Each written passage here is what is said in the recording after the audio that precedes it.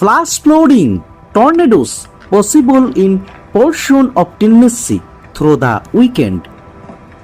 Portions of West and Middle Tennessee are expected to see multiple rounds of sharp weather through the weekend, including the possibility of tornadoes and life-threatening, catastrophic, and potentially historic flash flooding, according to the National Weather Service.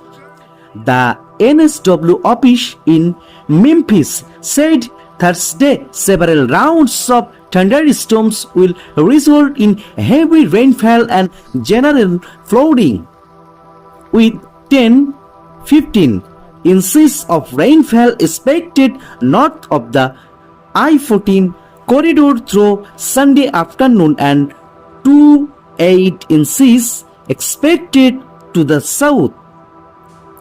An enhanced risk of sharp weather is also in effect of West Tennessee Thursday, with all sharp weather hazard being possible, the NSW said, including wind gusts of 60 miles per hour or higher, hail, tornadoes, and flash flooding. Storms could fire up early as 1 p.m. but most likely in the late afternoon and evening, the Weather Service said Thursday.